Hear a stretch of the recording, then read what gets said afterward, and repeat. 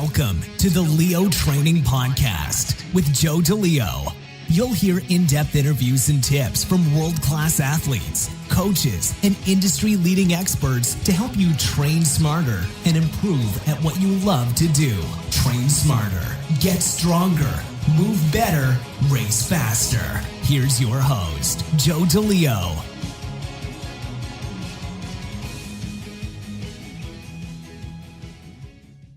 Hi, everyone. Thanks for tuning in for episode 10 of the Leo Training Podcast. Our guest this week is Fernando Paredes. Fernando is a NASM certified personal trainer, corrective exercise specialist, performance exercise specialist, and functional movement specialist. He's also a 20-year veteran of the fitness industry and is a sought-after fitness and performance expert in the Philadelphia region. He is a contributing fitness columnist for Philly Fit Magazine, Liberty Sports Magazine, and has been featured on Comcast Network's Your Morning Show, It's Your Call with Lynn Doyle, WFMZ Channel 69 News, and the Philadelphia Inquirer because of his innovative core-to-strength training approach. Fernando has gained the reputation as the expert other trainers turn to for advice and the go-to source for anyone interested in attaining lasting results and achieving their true potential. In 2003, Fernando opened Fusion Fitness Studio, a private training facility in Doylestown, Pennsylvania, which offers cutting-edge programs and individualized instruction to people of all levels, ranging from struggling beginners to serious athletes looking to attain higher levels of performance. Finally, I'd like to share that in the last show, episode 9, you heard from Derek Fitzgerald. Derek is trained by Fernando. Last week, you heard from the athlete. This week, you get to hear from their coach. Fernando, thank you for coming on to the show this afternoon and joining us. I'm super stoked to have you here and for you to share your background and experiences with the community here. Joe, I'm extremely honored that you have me on your prestigious podcast, man. You're going to be blowing it up with these podcasts, I know it, so I'm honored to be on here. I appreciate that. Thank you. So let's kick things off. Let's have you talk about your background a little bit, your journey into the strength and conditioning industry, how you got started, and sort of who your type of clientele that you work with presently. Let me tell you, I do have an interesting story. I am the last person that anybody would think would be in the strength and conditioning field. Sometimes when I see people that I haven't seen in years or knew me, as a kid and so forth, they're like, "You're doing what? You're a what? You were the fat kid. You were like so unathletic, like you couldn't do anything." So to build on that, I was a typical fat, overweight kid. And when I was 17, I hurt my back really bad. So all this time, I knew I was fat and I wanted to get in better shape, but nothing seemed to kind of work for me. So I turned 17. I hurt my back really bad moving a couch. I was doubled over in pain for days. It just was horrible. So I finally said, okay, I need to do something. So I need to exercise. I need to eat better. I need to change something. So I slowly started getting into the fitness field just for myself and never thinking of it in any other term, but just other than personal development for myself. So as I tried to build some muscle and lose some fat, which I did, one thing that I thought was interesting was that my back wasn't getting any better. And that was the key thing that motivated me, that finally said, okay, I have to do something. And my back wasn't getting better. And I was like, man, what's going on with that? That just doesn't make sense to me. If I'm able to get a little stronger, build a little muscle, and lose some fat, why wasn't my back getting stronger? And I was going to everybody. I was going to my doctors. I was going to chiropractors. I was going to trainers, physical therapists, whatever. And they would prescribe certain stretches and certain exercises, which I would religiously do. And still, no result. My back would go out on me like a few times a year. And that went on from age like 17 through age 24. Wow. So talk about frustration. Talk about, dealing with that pain. Thankfully, it was only very severe muscle spasms that I would get. It wasn't anything disc-wise. However, it was such an excruciating, debilitating pain. I would be walking around like an old man. And I'm like, how come I'm 17 years old and I'm walking around like an old man like this? So like I said, that went on for years.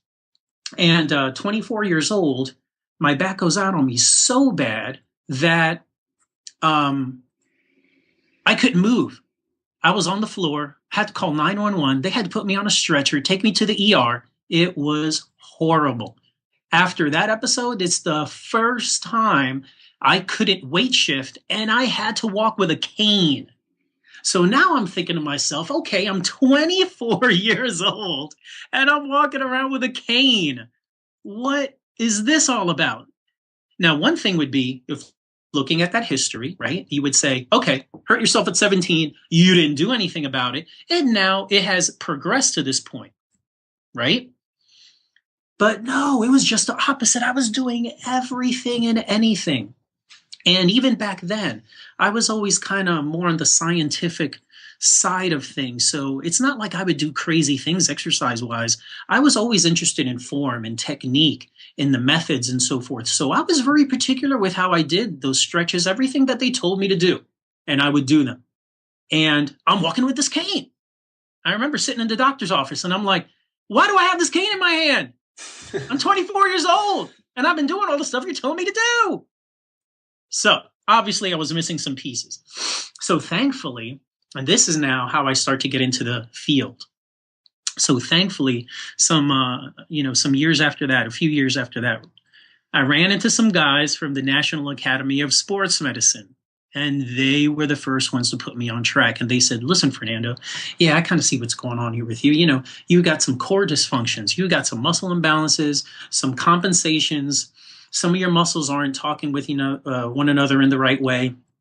And, we got to get this balance from the front to the back and get the core firing with the rest of your larger muscles. I said, listen, man, I have no idea what you just said to me. I have no idea what you're talking about. However, that makes more sense to me than what anyone else has told me thus far. So I'm going to try what you have to say. And basically, it was all stuff with the stability ball, total body movements, one arm or one-legged movements, certain things with bands. It was a totally different approach because just like most people, I started off with the traditional mindset, the traditional strength training, free weights, machines, and total body lifts, doing things like clean and presses and doing front squats and all that kind of stuff. Like I said, I always try to, cover all the bases and try to look at things in a bigger picture standpoint.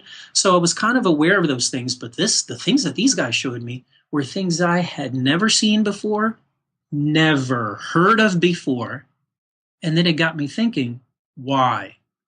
Why haven't I ever heard these things?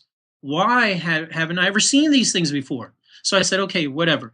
I'm going to toss out whatever it is that I'm currently doing because obviously it's not working, and I'm going to do what you are telling me to do.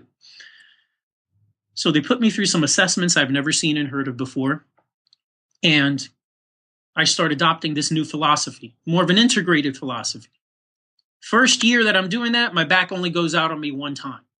So it goes from 3 times routinely. Some years it would be only a couple of times, but on average a few times. Now down to 1. I'm like, that's progress. Right. I'm like, that's good. And then after that, Joe, I was like rock solid. And first of all, after that first year, I was convinced. I said, okay, I was able to get, these are the key things that I learned from that first year.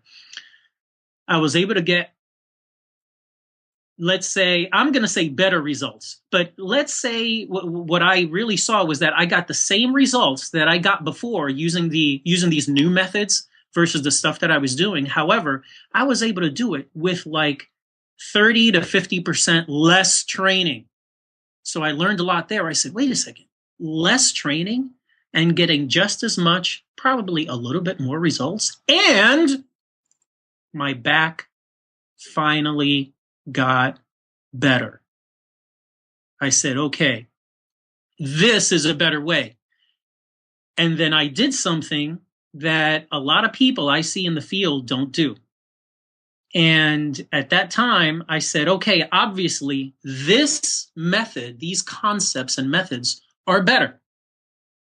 So I tossed out everything I was doing and I said, this is better. I'm doing this. Because if this is better for me, this is going to be better for the people that I work with.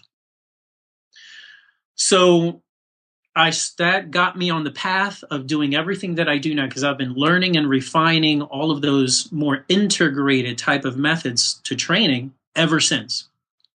So the history with my back has taken a life of its own. So I usually joke with people that I said for 18 years after that, I was like undefeated. I was 18-0, 18 years with zero. And when I tell you zero problems with my back, something that was plaguing me for years, zero, just with simply the right training, right? The right exercise and stretching, the right plan. However, a few years back, I had a nasty fall. In the wintertime, I slipped on some ice on a curb and fell down hard on my hip, really hard. I came up, I was fine, I was walking great, no problems. However, a week after that, the old back spasms that I got in my late teens and 20s came back after 18 years of like being totally dormant and me managing it with proper exercise. It came back. So again, it just goes to show that sometimes these things can flare up depending on an injury. Mm-hmm. So you got to stay on top of it. So these past few years, I've kind of had one spasm a year, and it's made me totally relook at my body. My body's needs are different. My body's what my body needs in order to create those changes now is different. And I've had to tweak my training. So it's been an awesome learning experience, rehabbing my back again. And I think I've gotten there. I think last year, is now the last year. I'm feeling so good, so strong now that I think I'm ready to go another 18, 20, 30-0 now without any issues. But again, each time, you kind of get knocked down in life. Hopefully you learn something from it. And I was able to learn from these past few years when it comes to, exercise and stretching and dealing with the musculoskeletal structure and so forth, that has not only benefited me, but is benefiting my clients as well. So that's kind of a little bit of my background, my personal story, because then that's what got me into the field, because I said, you know what, if no one had heard of this information before, just like I had never heard of it, how many other people are out there that are searching for the same answers like I was? And I said, you know what, there's got to be other people that are just like me. So I want to help those people out. Okay, because one of the things that happened when I finally learned all this stuff and all this stuff, was making sense to me, it made me happy, but it made me angry, because I thought, man, again, why didn't I hear about these methods of training before? And even if my doctors, my chiropractors, physical therapists, all those people at the time, which did their best, it's like, you know what, they did their best. It's not like anything that I'm saying that they did wrong. However, I look back on that and I'm like, why weren't they able to refer me to someone? Why weren't they able to say, hey, Fernando, I see what's going on here with your particular situation with your back. This is what you need to do here. Go see these people or go investigate these methods. And that would have set me on the path, versus I had to find it out on my own years later. So currently what I try to do with my clients, I try to be as much of a resource as possible. I try to learn as much from as many different disciplines, many different fields as possible, so that when a client asks me a question and they're like, hey, what do you think of this? Or what do you think of that? I'm able to give them an answer, some kind of answer, general, to get them going. But then I tell them, hey, if you want to learn a little bit more, get started on this. There's like this out there or that, or look into this book or that documentary or this person, right? I try to be a resource, not like, oh, I don't know about those things. Oh, I don't know. That's not my expertise. Okay, well, it's not my expertise, but at least if I know about it, I can direct you maybe to whose expertise is it? And then that person can answer the questions that you have. Do you see what I mean? I do. And I think that's something that's so important, is being a resource for individuals and helping them.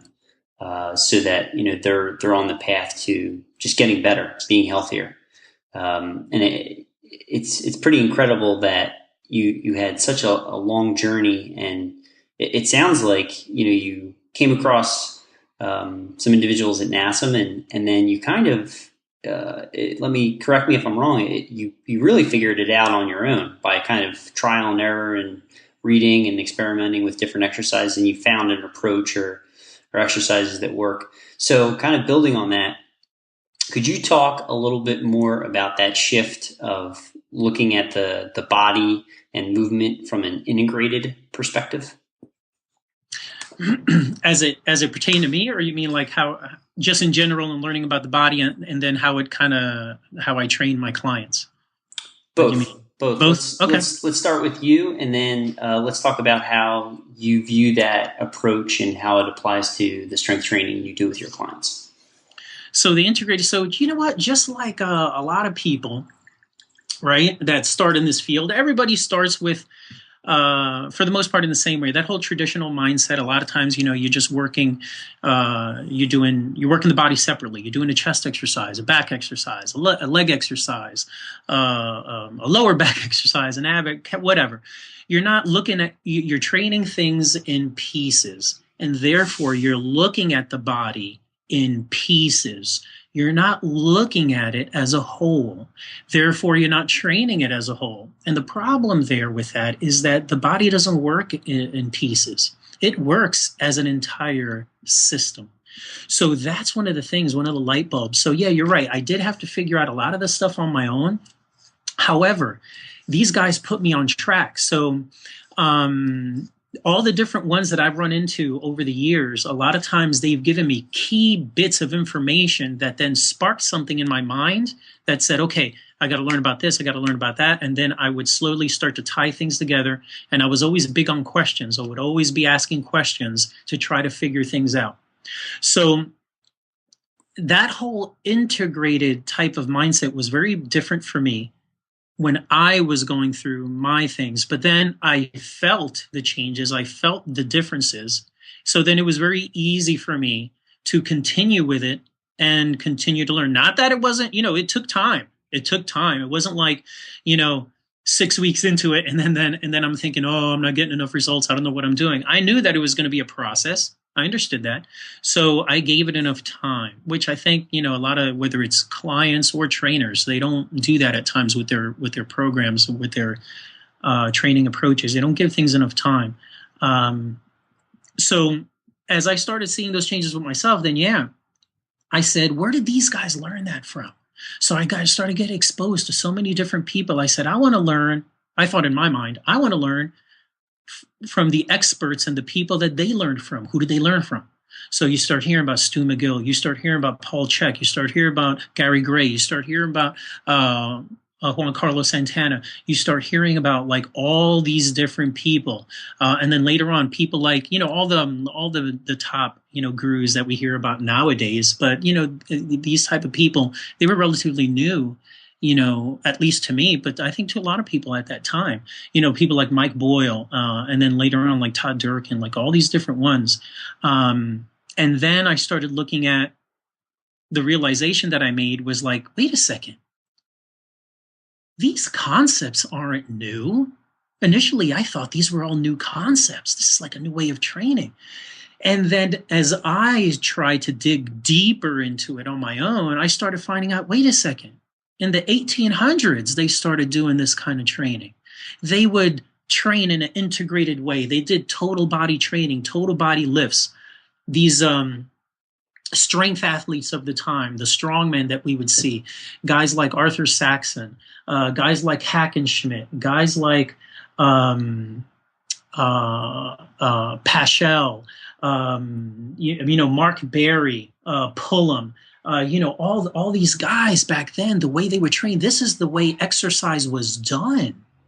And then I started learning, wait a second, so all this is really is a rediscovery of how the body was trained before. So then I thought to myself, wait a second, if that's the way they did it, then that means this is the way the body works. This is the way the body should be trained. So how did we deviate? Why did we deviate? So then, that gets into the whole thing of, in the 1950s, and then with performance enhancing drugs, and then the emergence of machines, and, selling you on all those concepts and so forth, which is a good method that maybe you should use. Maybe 20, maybe depending on the cycle you're on, 20-30% of your workout should maybe be, let's say, what generally is regarded as traditional exercises, the segmented exercises, but the majority of your training should be more integrated and more total body. So unfortunately, what happened was everything got turned topsy-turvy, and what should have been only 20 to 30% of the training became 100%. And everybody tossed out the total body, the core, the integration of the system. They tossed it out, thinking these other systems were better. And isn't it funny that when that started happening, there started to be a dramatic increase in things like lower back injuries, knee injuries and issues, neck problems, shoulder problems. Why? Because now you're not working the integration. You're not working the structure. They were working only the external musculature without working the internal. So that's one of the good things of at least now you're seeing more of that awareness, where you're seeing, some of those two concepts coming together, and people at least becoming more aware of it today. I love it. I think it's so cool how you tied in some of the better known individuals in history. That was really cool. So kind of building on that, you touched on how you approach training and stuff.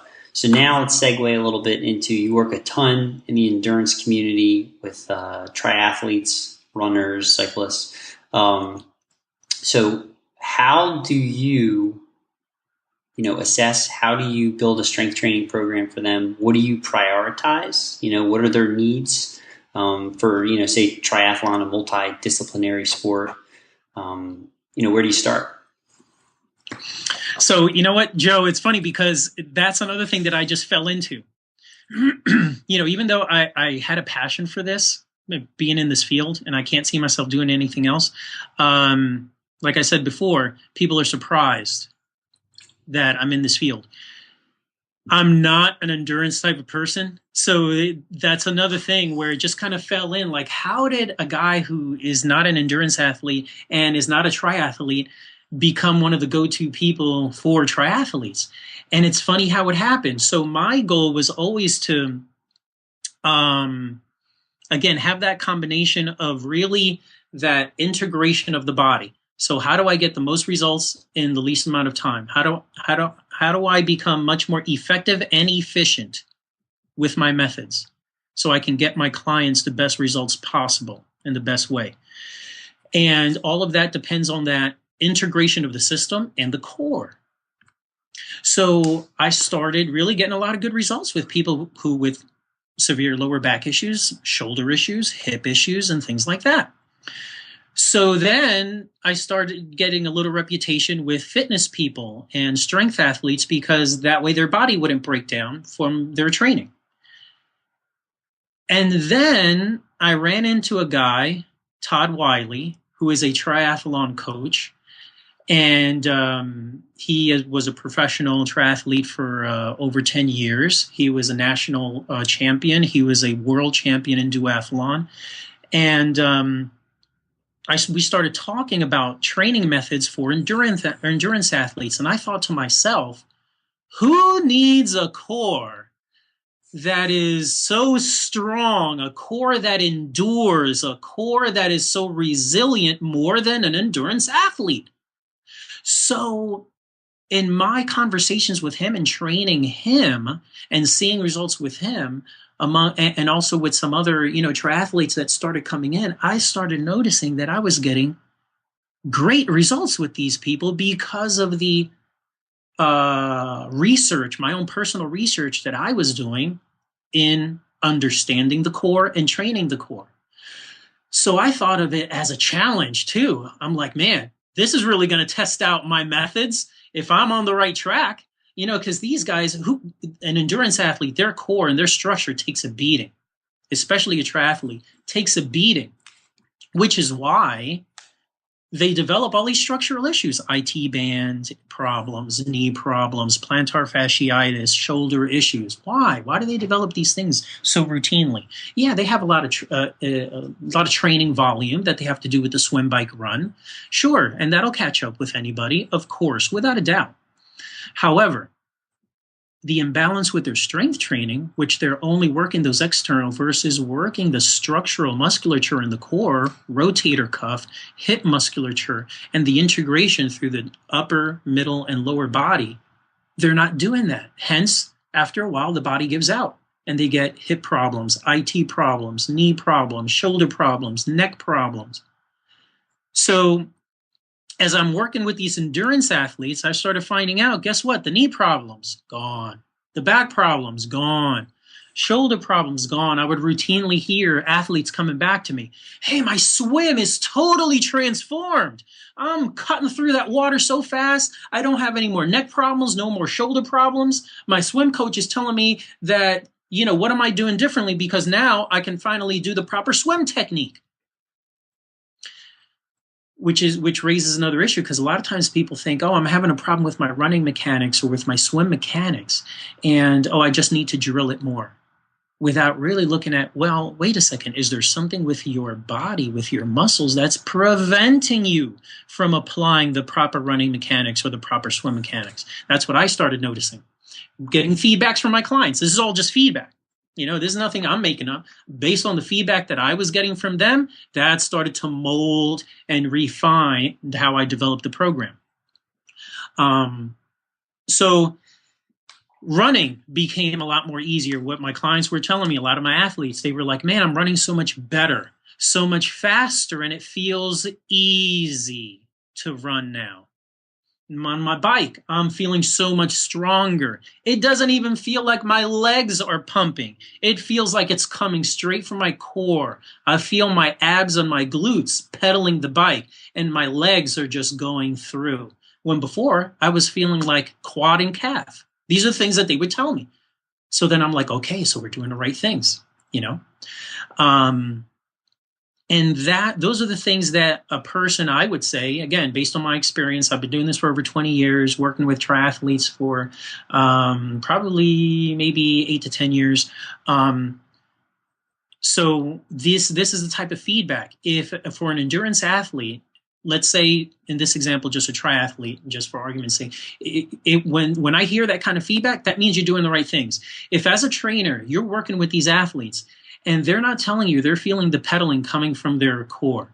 If they're not telling you that their running is becoming easier and they're going faster, if they're not telling you that their swim is less effort on their shoulders, on their neck, and they're cutting through the water easy, it doesn't even feel like they're doing anything, and even more so the next day, they feel like they could even do it again, when before it used to take them 2-3 days to recover from that. If you are not hearing those things, you need to look at your program. You need to continue to refine what you're doing with them. Do you need to do more myofascial work? Do you need to do more mobility work? Do you need to do more stability work? Do you need to do less of either of those things? The point is, you got to look at what you're doing, because there's something that's missing. Is there another piece maybe that you need to bring into it? Are you training using heavier weights? Are the reps too low? Do you need to bring the reps up? Maybe do 15 to 20, maybe 30. I don't know. It depends. I usually find for endurance athletes, if you're doing 20, 30 reps, that usually works out best. And you still develop an extraordinary amount of power and strength and speed. A lot of times people think you can't develop it that way, but that's not what my results show. That's not what. Yeah, go ahead. So a couple of things there. I thought that was a great pearl of wisdom that you just laid out there. I hope so. Where does the athlete feel the effort coming from? Do they feel it from their core, or do they feel it from sort of the extremities? And that's a great sort of marker of feedback, and if they're not feeling it from their core, glutes, hips, abs, then you might want to be tweaking your program a little bit. And then building upon what you just kind of finished with there, what are some, do you have any staple exercises like that are go-tos for you? I know you mentioned earlier about, single arm, single leg, and using bands and stuff. So what are some things that you program in for triathletes? I do. I have a lot of, I do have a very specific program. I have a whole system that I've developed over the years that, overall for health, for fitness, and for performance and athletics.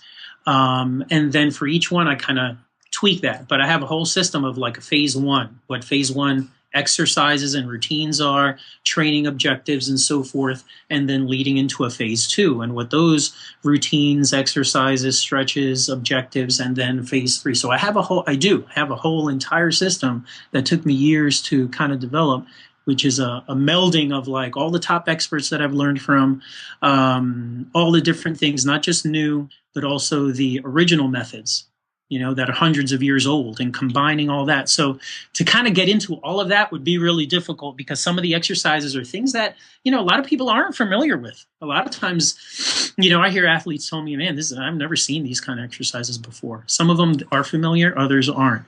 So could you give me an example of like something that someone exercises that the audience may not be familiar with? Well, just because a lot of times athletes aren't used to the whole core and functional approach, let's say even simple exercises like things with the bands, like stand-up exercises that a person would do with cables, like a back lunge with a pull, a squat in a row, or a lunge and a pushing out technique, those kind of things, along with just body weight exercises, body weight mobilities, like a walking lunge, like the stuff that Verstegen does with his world's greatest stretch, which I've modified into 3-4 different type of breakdowns with that, depending on the situation. So like different things like that, people have never seen before. But then when you go back in time and you say, okay, you go into an exercise called Round the Worlds, which is awesome for shoulder mobility, shoulder stability, and upper core training, which you're laying on the bench, you're laying back, you just grab it onto a couple of pounds, that's all you need. And basically you just bring your arms back like you're doing a pullover, and you go all the way around, staying in frontal plane in line with your body until your arms kind of touch your legs, and then you scoop them back up and you repeat. So that's an old exercise, an original move that, let's say, the old-time strength athletes used to do. These guys that used to lift 300 pounds over their head with one arm, not two arms, with one arm. These guys, people just think these guys train just with heavy weights, and they did. But at the same time, they did daily body weight or daily very lightweight, moderate weight training. And sometimes those routines would be brief, 15 minutes, half hour, in which they would call it working the structural musculature, working the deeper layer muscles. They didn't have all the terms that we use today, but these were the things that they would do. And one of the exercises that they would do was the Round the World. Now, these guys would do that training, or let's say train that movement with like maybe at the most 10 pounds, usually 5 pounds. So a person maybe today would make the mistake and think, oh, then I need to work at using 10 pounds. No, you don't. If you're a strength athlete and your goal is to pick up 300 pounds over your head with one arm, like these guys did, they use 10 pounds on that movement. Okay, then that's what you need to do. But now if you break it down and you say, okay, based on your strength level and what you're doing, at the most, what I have found, that ratio works out to maybe 1 or 2 pounds. Okay. And that's plenty. That's all you need to do. Now, at the same time, back then they used to do the Indian clubs, which you're familiar with. And that's an old school tool that should have never went away. There's a resurgence now with it, but I found out about that old school tool with my own research, like maybe 12 years ago. I maybe even a little bit before that, I started learning about that before anyone was talking about that. And I ran across the world-renowned expert Ed Thomas with that. And I was like, who is this guy Ed Thomas? And how come these guys back then used to use that? And then I started learning about that way before anybody was talking about that. So people were like, why you have me swinging around these bowling pins? I'm like, they're not bowling pins. Right. Yeah. But those are the things that usually, let's say that people find that are very foreign to them. But once they start seeing and feeling the results, then they're all in. They're all in with it. That's great. Yeah, I love how you've really pulled in a lot of research from history and integrated that into your programs and your system. So one of the other questions I have for you, you mentioned this, was why is it not necessarily for an endurance athlete to do low reps? They can build strength with higher rep ranges. That really grabbed my attention when you said that. You said 20, did I hear you right? 20 to 30 reps? Yeah, you can do 20, 30 reps and get strong with that. Of course you can. Not just the empirical evidence, right? Just with trial and error, what I've seen, it shows that. So now let's look at science stuff, because sometimes, for our techie friends out there that, are interested in the science, they're like, well, that's different muscle fibers, and then that's not maximizing, the strength, because you're working those oxidative fibers and not those ATP, CP fibers and all that good stuff, which is all very true. But this is what you got to look at. There's different types of strength. If we're looking at an Olympic lifter that is training for maximum effort, 1 or 2 reps, right? And if we're talking competition, it's just one rep at a time. Then they're maximizing those ATP, CP, fast twitch muscle fibers. So for them, it doesn't make sense to do 20, 30 reps, because that's not what they're training for, right? But that's only one type of strength. You need to be, for endurance athletes, on the total other side of the spectrum, right? If we're going to take a triathlete or endurance athlete, you're not training for maximum effort. You're training for bursts of effort throughout a long period of time, hours. An Olympic lifter is a split second. So if we're talking an endurance athlete, we need to now shift to those endurance fibers, those slow twitch fibers, and those fibers that can handle the higher repetitions. That's the way you're going to tax them. So now people think, but you can't get strong with that. Yeah, you can. You could even get strong just with body weight training at high reps. So the example I love to use are gymnasts. Think of a gymnast. A gymnast is freakishly strong. I don't know if you've ever known any gymnasts. I mean, all you got to do is just think back to, when you look at the Olympics, when it comes to time, when that time comes around, these guys are not only freakishly strong, but they are freakishly mobile, and they are freakishly stable, and have an enormous amount of core and total body communication throughout their entire system. They don't lift any weights. If any of them do, it's a very small part of their program. Probably at least 90% of their strength training is all of their body weight training. That's it. And with high reps, I mean, some of it is very all-out efforts, with a lot of, the hanging and the rings and the things that they do in supporting their weight. It's extremely demanding, but it's only body weight. They're not lifting anything heavy, no heavy weights, right? But yet they get super strong. So if we're using that as an example, then do you need really heavy weights to get strong? Not necessarily. Do you need weights? Weights are one tool. That's a tool. And if you want to really develop muscle hypertrophy, it's a tool that it makes it very easy then to build a muscle. But you don't really necessarily need to do that, especially for an endurance athlete. An endurance athlete, you need to be your system, your total body needs to be strong for a prolonged run. It doesn't matter if it's a sprint triathlon, if it's Olympic distance, if it's a half iron or an iron. You're running for a certain amount of distance. You're swimming for a certain amount of distance, and then you're biking. You're biking for a certain amount of distance, right? Mm-hmm. So you need to be strong for every second of that, not just for a few seconds.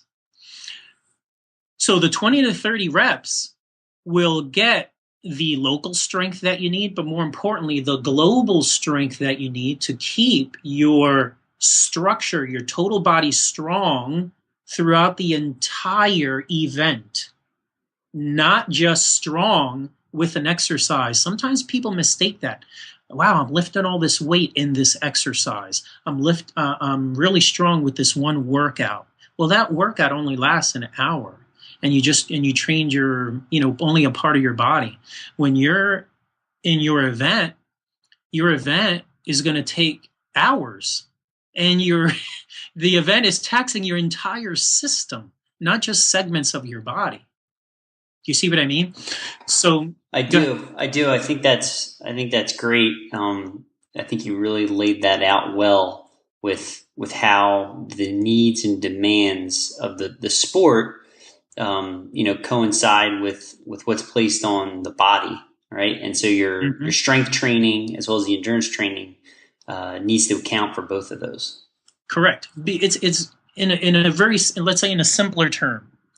If you're training for endurance, right? We're training for in an Ironman triathlon, right? You have a marathon.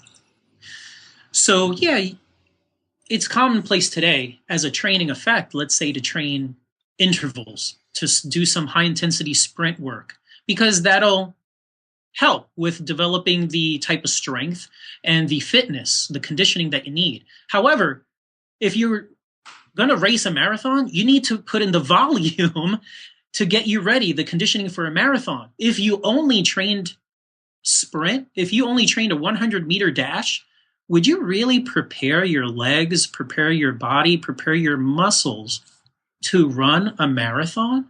If you only trained a 100-yard dash every time, if you trained like a sprinter 100% of the time, no, it makes no sense. I don't know of anybody that would do that, right? So then in the same way, weight training, if you trained like a sprinter, quote unquote, bodybuilding approach, have really heavy weights and this and that, does that prepare your body for the rigors of an endurance strength event? Strength endurance that you're going to need for the marathon, for the bike, for the swim. Do you see what I'm saying there? So in very simple terms, if you start to look at it that way, then that should give you a clue as to maybe looking at your strength training in a little different light. Yeah, I love that. That's when you mentioned strength endurance, that reminded me of, I believe it was in The Naked Warrior by Pavel Satsulin, but he talks about 3 types of strength. I believe it's, maximum strength, strength endurance. You remember the third one? No, I don't. I don't. I haven't looked at Pavel's stuff in years, but right. Obviously he's But that's a great point, right? So you need to be able to endure. You need to be able to maintain and carry that speed, especially for triathlon, over multiple hours, especially for the half or full Ironman distances. Exactly. And that's you're building a different tolerance, a different tissue capacity. Exactly. That's exactly the point. Tissue capacity, tolerance. Those are the things that unfortunately get overlooked. They get tossed to the wayside. People have a very, they start to develop. Again, it's not the athlete's fault. Sometimes it's not even the coach's fault. It's just the bad information that's out there. It's just bad information. There's not enough of the good information out there, so then people get easily confused. But the vision becomes very myopic, very narrow, and they just think, strength training means strong. That means heavy weights. That's the only way to get strong. Well, you know how I'm into martial arts. So tell that to Bruce Lee, who he would work with heavier weights. Yeah, that without a doubt. But for the most part, he would work total body lifts, and he would work medium rep ranges. And the guy was 135 pounds. Right. And he routinely, his training partners of the time would say he hit like a heavyweight when he would hit you. So he would hit like a guy who was 200, 220, 30 pounds. And he did mostly body weight. He did some weight training, total body lifts, total body, medium rep ranges. He didn't train like an Olympic lifter, right? So how was he able to develop that much strength? If we're using traditional terms, he would have had to train like, an Olympic lifter or like a bodybuilder in order to, at 135 pounds, to hit someone. But no, people know that a punch is a total body movement. He was extracting and developing that strength and getting that momentum and that skill that was total body from his foot into his calves, from his hips into his torso, shoulder, that it finally extended through his hand. So in the same way, right, total body led to that total body effect. You got to look at your training in a total integrated way and in a total body way. If you're only using one method or just that piecemeal method of, traditional where you're splitting your body parts into segments and you're training your body on split routines and so forth, that's like throwing a punch using just your forearm, just with elbow extension. You're just throwing a punch. Or you're standing still and all you're doing is extending your arm. I'm going to do this exercise where I'm just standing still and punching while I'm holding a cable, and that I'm going to be able to punch really hard. Right. Or even a good example would be throwing a baseball. Like you throw a baseball and you're just throwing from the arm instead of, stepping back and getting your leg and your hips into it and transferring force all the way across the body into the ball when you release it. Exactly, because they're very similar movement patterns. Punch, throwing, it's the same thing. So why are those things important? They're important because the body is telling you how it works. It works as a team. It works as a total body unit. So you should train it as a total body unit because that's what it's going to understand the best. It's going to interpret that the best and give you better results for it, better results because of it. If you train it in segments, it's like the body says, I kind of know what you want. I'll do my best.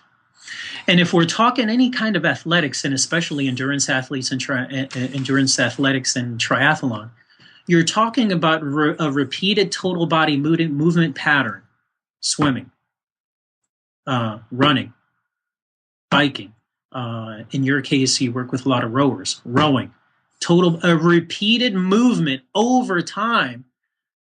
How are you going to get stronger if you don't have realistic functional strength that you can express and use properly if you're training your body in segments and you're never training your body as a team the way you expect it to work during the event that you're actually training for? It just doesn't make sense. Absolutely. I think that's...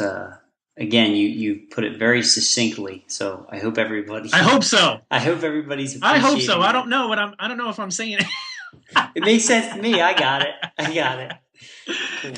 So let's segue from there. All right, we talked quite a bit about strength training for endurance athletes, specifically triathlon.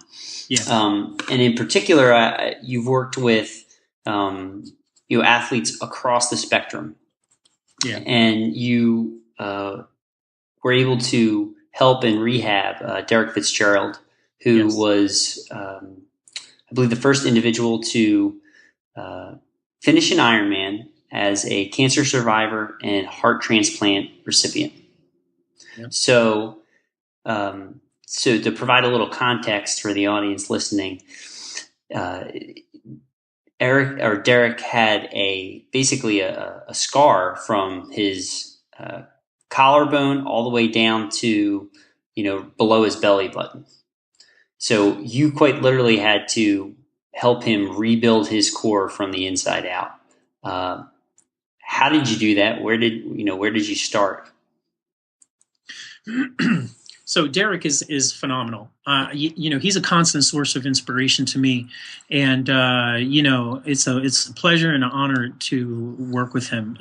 Not only have we gotten great results, but we have a lot of fun and we have a great time when we train together.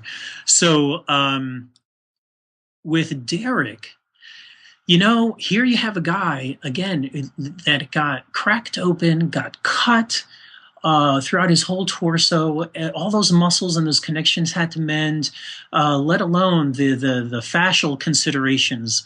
When you're talking about going through all those that connective tissue and how all that had to remold and so forth. There's a lot, the neurodynamics behind that, a lot that he had to come back from. So like I said before, I do have like a system. I have a system that I've developed. So we start them on phase one. Just like with anybody else that I work with, I do a detailed assessment. I kind of see where they fall into the system, plug them in there, and then we start moving forward. So with someone like Derek, we had to start with those fundamentals. We had to start not just phase one, but bare bones phase one. Because when I started him on the baseline exercises that I usually start everyone with as a baseline, he could barely do those. So we had to do a lot of what I call core communication work first. So a lot of times people talk about core strength or core stability. That's all well and good.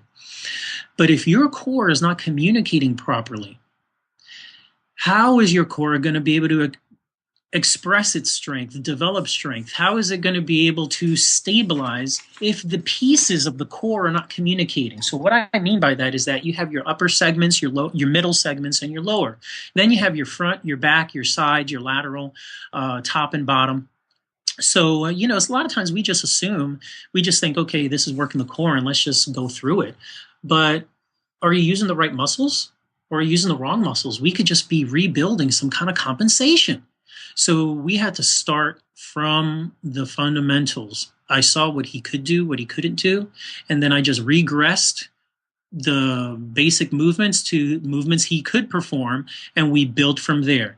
So we had to do a lot of floor work at first. Mm-hmm. We had to do some kneeling work with some rotations along from that kneeling position, rotations from a flat position where he's laying on his back. We did some stand-up movement too. We tried to integrate everything: stand-up, kneeling, and floor work. We had to do a lot of Feldenkrais stuff. That's another person that I learned a lot from. That a lot of people, unfortunately, a lot of trainers, I think, would do well to look at his stuff.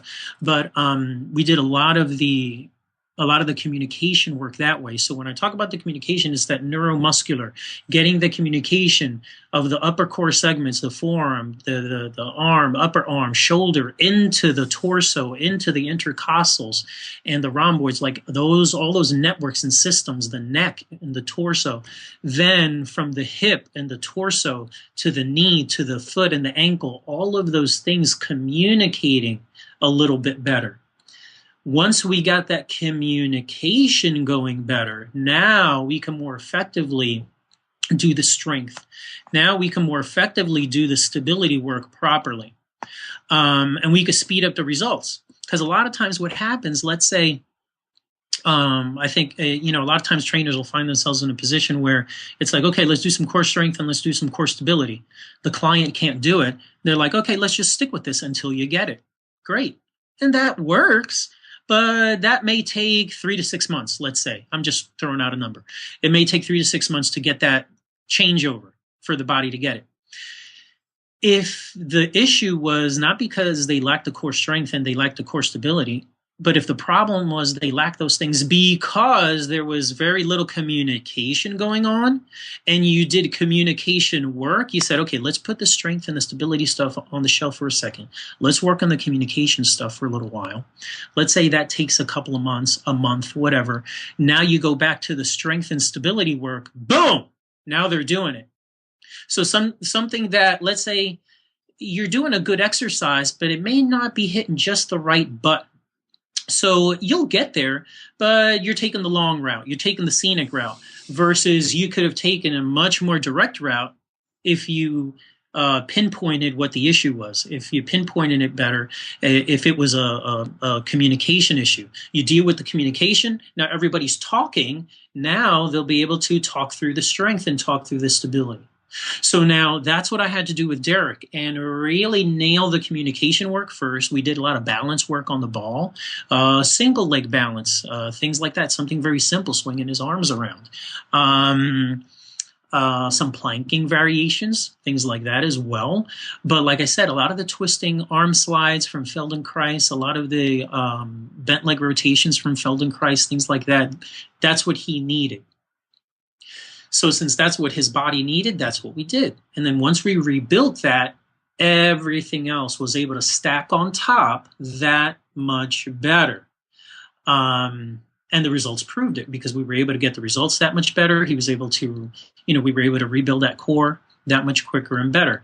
But, it was pretty much the same exercises that I have everybody do. It's just that for each person, we may have to tweak it a little bit. We may have to emphasize certain points more than others, depending on the individual's need.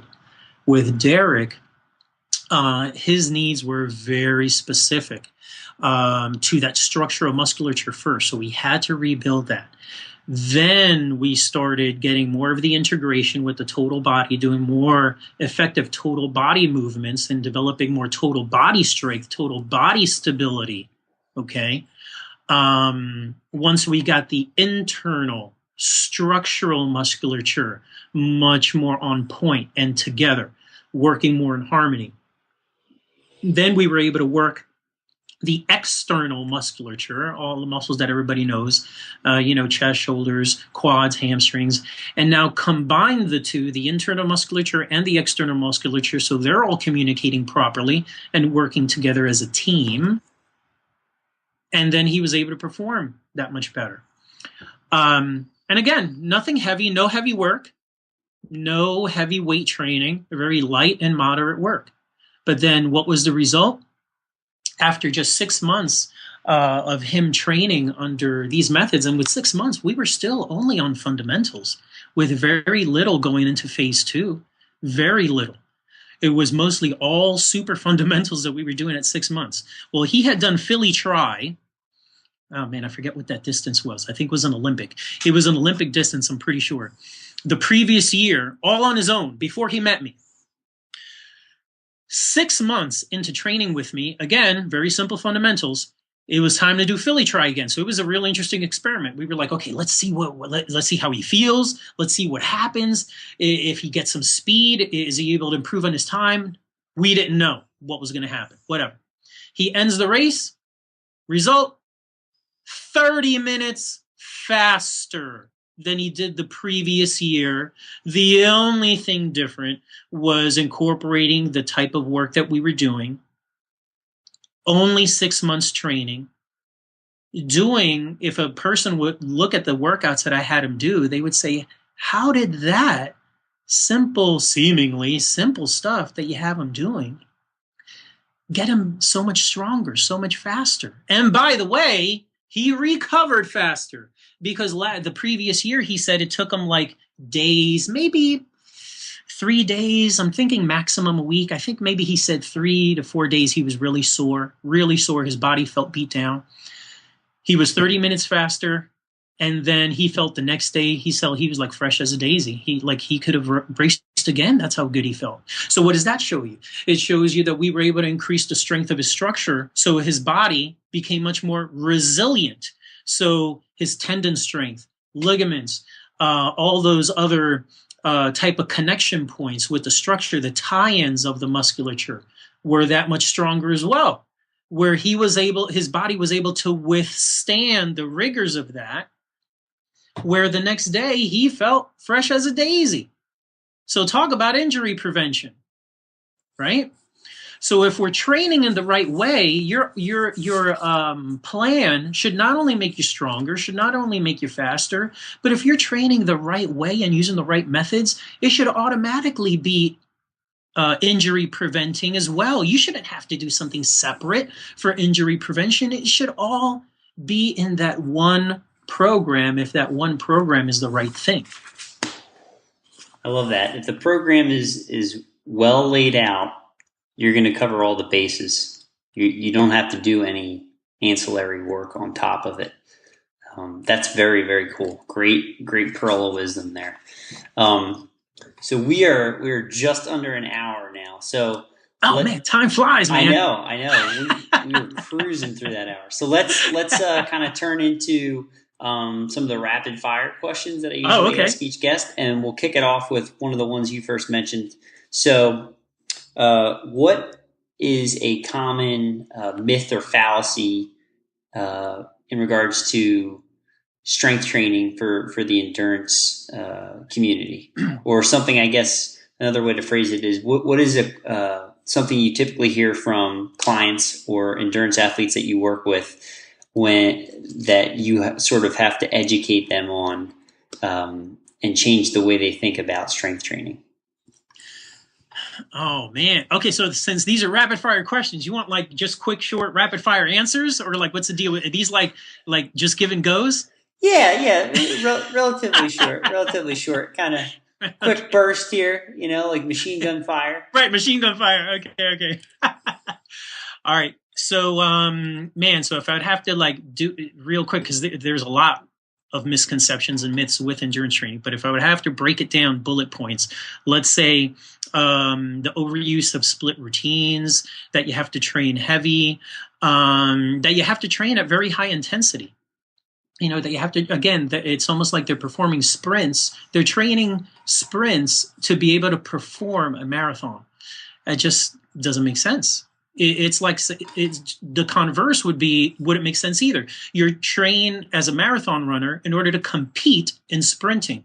That wouldn't make sense either. So then why, strength training wise, are you training for sprints, so to speak, quote unquote, for endurance events? So that's one of the big things that I have to usually re-educate and open the athlete's mind to, and the importance of the core training.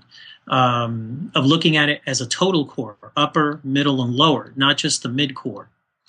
Along with some of the fascial stuff, exposing them to the connective tissue. So sometimes total body stretches that will address connective tissue and things like that. Awesome. Yeah. So maybe like a triangle from yoga. Okay. Exactly. Things like cool. that. Very cool.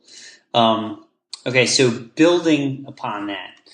So what advice, if you could go back in time, right, knowing all your knowledge, your experience now at this point, okay, yeah, been in the industry for quite some time, what advice would you give yourself, let's say, 15 years ago, 10 years ago?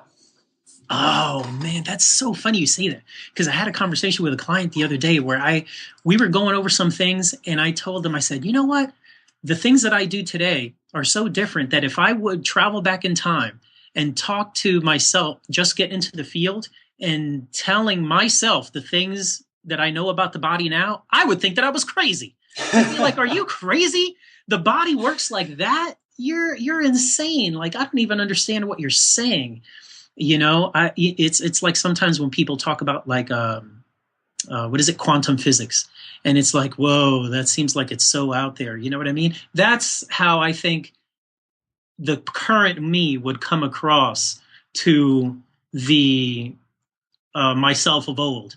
But I guess if I would have to really break it down, knowing that bit of information there, and if I would break it down, I'd be like, look, there's much more to learn. Just be patient, and just be patient with the process, and continue to be a student for life, and have the mindset of being a student for life. You just, whenever you think that you have a handle on it and you think you know how something works, there's like 10 times more things that you don't realize, you don't even know how deep it goes. And there's more to learn, there's more to understand. So take your time with the process. Do the best you can, almost like a Hippocrates kind of thing, where, help if you can, but if you can't, just do the best you can and don't hurt the person, don't hurt your client. Yeah, the older you get, the more you realize that you don't know everything that's out there. There's definitely. There's so much information, right? That's awesome. And there's so much information because the body is so complex. The body is I think, the deepest, most complex thing on this planet, People think like, oh, we haven't searched the oceans. Oh, the things of the universe. Oh, this and that. Well, I don't want to get into the universe, but if we're talking things in the planet, you know what I mean? I mean, that's a whole other word. I mean, the human body is the most complex organism, the most complex thing. And we're talking about the brain and the neurodynamics and how the brain interacts with the body and so forth. You'll never know it all. You'll never know it all. So at least if you're trying to understand the pieces, the big picture of the pieces and how they connect, good for you. Have at it and have that type of approach. Because the reason why we keep on learning more is because the body is just so complex. And if you continue to look at things that way, the body will make more sense to you than it won't. But if you try to make the body fit into something, a certain container, you'll never make sense of it. You'll, at least if you try to look at it from a wider scope, you'll stumble upon some nuggets and you'll have a better awareness of things. For sure. Absolutely. Okay. So if you had to pick one, all right, what is one of your favorite strength training exercises for an endurance athlete? Pick one. Oh, man. One exercise for an endurance athlete. Dang. That's a good question. One exercise for an endurance athlete. One exercise for an endurance athlete. Man, that's really hard. That's really hard because it depends if it's mobility, strength, or stability, or if we're talking that communication. If we're talking, I would say most triathletes have a problem with their structure, and that usually leads to some kind of mobility issue. So I would say some kind of total body stretching strength movement. So whether it's a triangle, whether it's a la Verstegen, world's greatest stretch kind of thing, like a lunge with a stretch and twist, something that combines movement with some type of mobility work. Excellent. Something like that. Excellent. Okay. What's one thing a high school or junior level athlete should be doing to complement their training and health? Given that they're a younger population, they're still developing, so their needs are going to be quite different than an adult. That one's easy. That one is probably the easiest question. Fundamentals. They need, because since they are still developing, and they still have plenty of training years ahead where there's plenty of time to do more advanced level conditioning, strength work, and so forth. Plenty of time for that. What they need to do is prep right now for that future training so that they can do it properly and not hurt themselves. So fundamentals, their bodies are changing all the time. They're growing. Those, the neurodynamics are still developing. And unfortunately, what happens is they start to develop overuse patterns and dysfunction at such an early age. So fundamentals, drilling for balance throughout the system, and those fundamental movements, fundamental activities, fundamental exercises, all of those basics, drilling the basics to no end. Drill the basics. The youth athletes, usually they get so caught up with their own strength and their abilities. And they're like, oh, I want to do all this intense stuff or this fancy stuff because they can. And that's cool. But you got plenty of time to do that. You got to reinforce the fundamentals right now at this stage, or else you're going to run into problems later. Wise advice. I love that. All right. I hope so. What's your best tip to improve recovery after a training session? Again, it depends on a lot of times it depends on the person. However, I would have to say, if we're going to generalize, I'd have to say some kind of tissue work. So whether you're doing some kind of foam rolling, some stick work, using a trigger point ball, doing that kind of stuff, but also in combination with some kind of total body stretching, some kind of fascial stretching. So not just, again, segmented, stretching just your hamstring or just your quad, but doing a total body stretch that integrates the whole posterior chain, or integrates the anterior line, integrates the quad with the rest of the body, the hamstring with the rest of the body. A lot of times, again, if we're talking recovery, that would probably be more floor stuff. So some kind of rolling to soften things up, and then some kind of stretching. Awesome. Okay, what is one book everyone should read? Holy crap. You got some good questions, man. Thank you. Woo! Man, that's hard. One book. Okay, we're talking endurance athletes, though. We're specifying endurance athletes here, or sure. just or trainers, or... You can pick one for both. Endurance athletes, and then a book that every trainer should read. Trainer or coach.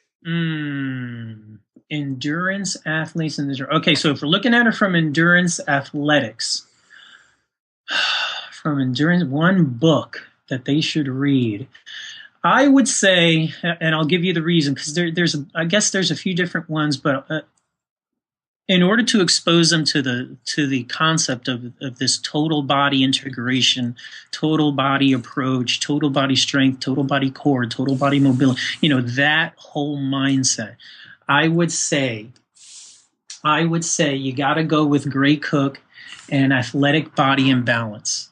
So I would say Athletic Body and Balance, one of his first works, where he talks about all of that stuff and how it applies towards athleticism.